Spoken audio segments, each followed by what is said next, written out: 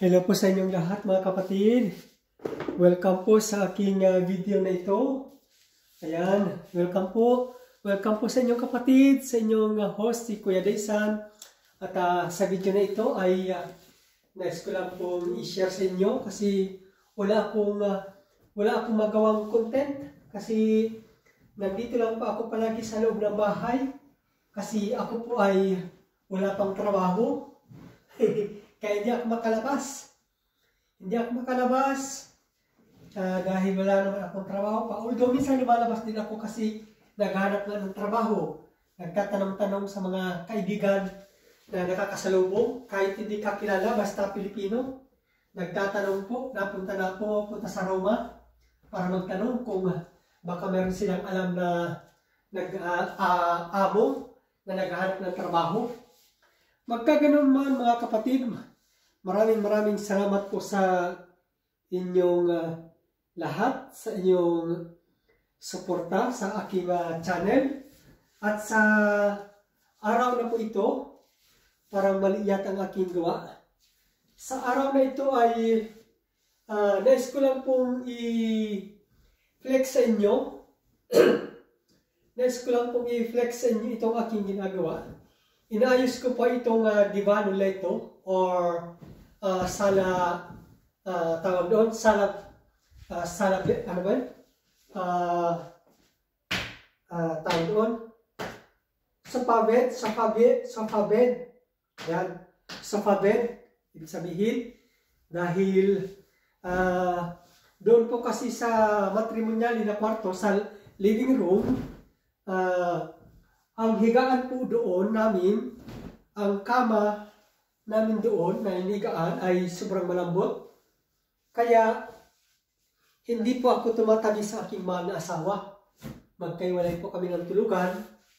Dahil ang aking tulugan po ay ito, meron pong tabla. Meron pong tabla ang aking upuan dahil po sa sakit kong scoliosis. May sakit po kasi ako sa aking likod. Kaya actually, nahirapan po ako sa trabaho. Kaya nga, actually, kami po ay,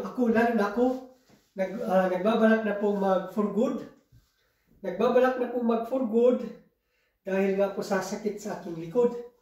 Kaya nga, nung pag-uwi namin, nung nakaraang July hanggang September, ay nagpaalam na ako sa aking mga amo. Sabalit, na-realize pa rin namin mag-asawa na dahil sobrang marami pang kailangang pag-ipunan dahil sira ng aming bahay, ay bumalik pa rin para hanap buhay pa. Kaya ako noon, pag-uwi namin noon ay nagpaalam ako sa aking mga amo. Kaya pagbalik ko dito ay wala akong trabaho. Ayan, misis ko lang po nagkatrabaho ngayon. Kaya nandito ako sa bahay. Kaya hindi pa ako makalabas, hindi ako makagawa ng content. Hindi ako makakuha ng video sa mga magagandang tourist spot sa Roma. Dahil hindi po ako nakakalabas, nandito lang po ako. Ayan. Yan, kaya ganun po mga kapatid. Yan po ay wait lang po, pinut muna tayo dito kasi nandito tayong nagsuporta tayo sa tawag doon sa nag-premiere. And po mga kapatid, sa ganun pong paraan ay tayo ay yun nga po, bali ito na pineflex ko lang ito sa inyong aking higaan.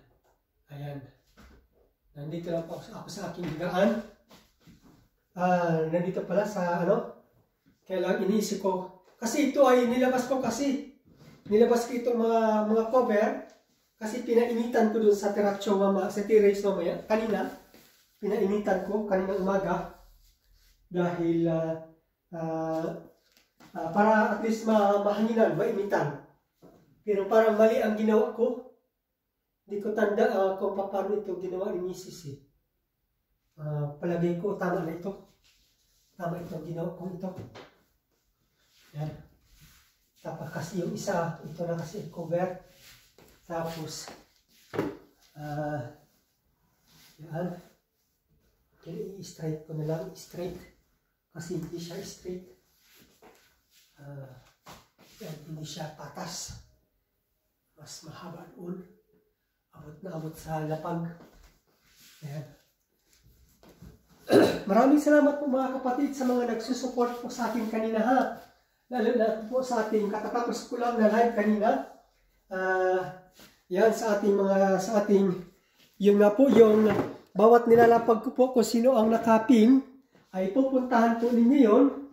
And then para pag pinuntahan po ninyo yung link na nakaping, ayun po ang inyong magiging entry sa aking parapol-rapol. Yan, mayroon pa tayong paminsan-minsan. Hindi naman po lagi mga kapatid. Hindi naman po lagi. Meron lang po tayong paminsan-minsan na mga paruleta. Yan, para kasi katuwaan ba? Katuwaan at kasiyahan ba? Sa ating kapag tayo ay nagla-live. Ayan, kaya maraming salamat po sa nakisaya kanina sa ating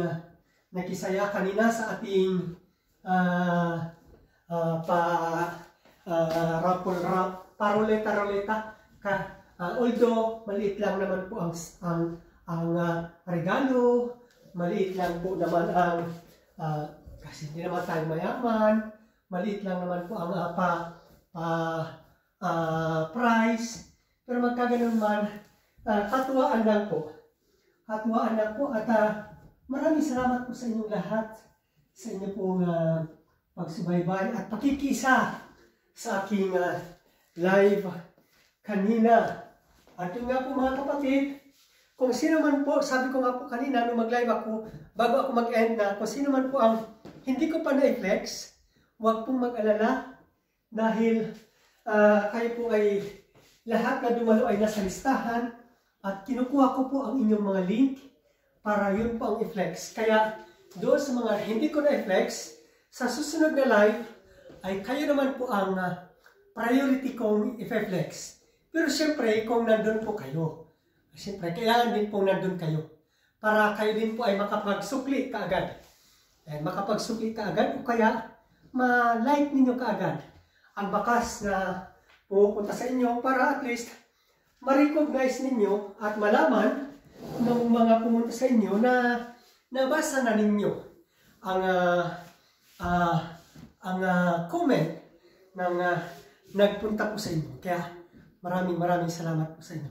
Maganda kung kayo po ay makaka-attend sa ating live sa susunod. Ayan, hindi yata umabot kaya hindi ko maipasok, hindi umabot. Pagka ganun man, okay lang. Kasi nandun naman sa gilid. Ang ilalagay ko na itong aking kumot. Ilalagay ko na po itong aking kumot. Dahil pagkatapos na ito, ang ilalagay na yung bed comforter. Kasi po dito ay malamig na paggabi. Malamig na po paggabi. Dito kasi ay autumn season na. Hindi pa naman po talaga full na winter season. Kasi autumn pa lang naman. Kaya lang malamig na po. Lalo paggabi. Malamig na paggabi. Ako pa naman ay mahina sa lamig. Kaya kailangan maglagay na ng kailangan gumamit na ng bed comforter. Ayan po mga kapatid. Kailangan gumamit ng bed comforter na. Ayan. Ito po ang aking ayan. Ako naman ay madali ng humingal. Ibig sabihin, talagang sign of aging na talaga. Talagang sadyang nararamdaman na ang pagkakaroon ng edad. At tayo ay madali ng hinihingal. Ayan ha kapatid. Ito po mga kapatid, sinasabi ko meron pong tabla yan. Meron po itong tabla. Dahil po may problema ako sa likod. Dito po may problema ako sa likod tsaka sa lumbari. Dito sa balakang. Dito sa likod, sa may balikat ay scoliosis. Tapos meron pa akong tendinitis. Hindi po yan masyadong makaangat. Masakit pag umaangat. Kaya kung ako nga po nagtatrabaho, pag naglilinis ng salamin, sa bintana ay hindi na ako nakakakilos ng mabilis. Hindi tulad ng dati. Hindi tulad ng dati na ang bilis-bilis ko kumilos. Ngayon po, siyempre nag-iba na. nag-iba na po ang ating ang panahon, nag-iba na po ang aking katawan kasi alam naman natin na sadyang talagang ganon. Kapag tumatanda, nagkakaedad na, ay nag-iiba na rin ang reflection. Ang reflection ba ng ating muscle. Yan. Kaya hindi na masyado akong mabilis kumilos. Hindi tulad noon na ang bilis-bilis ko kumilos. Ayan. Pero yun, magkaganoon man, ay ganoon na nga ang nangyari. Yan. Kaya tapos yan pala, nakalimutan ko ito dahil ito ay hindi, nagkamali din.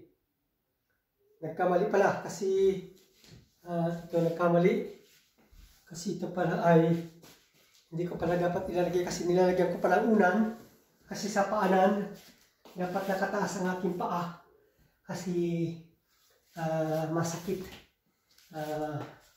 Masakit kaya dapat nakataas ang paa ko. Yan. Sige, i-ano ko muna. Magkaganon man, maraming salamat. Mahaba na yata ang video. Maraming salamat pa sa inyo lahat mga kapatid. Ito po ulit ang inyong Kuya Daysan, ang inyong host, ang inyong kaibigan, si Kuya Daysan. Kung nagustuhan niyo po ang aking kwento, ang aking video ito, please like and share. And please subscribe my channel sa mga nakakapag-panood nito sa premiere na ito o kaya sa nakakapag-replay ng video na ito. Maraming salamat po sa inyo lahat. At kung hindi ka pa nakasubscribe, please subscribe my channel, Kuya Daysan, at please hit the notification bell para lagi ka pong updated every time na meron akong panibagong upload na video. Bye-bye and God bless you all. I love you all! Mga chup-chups!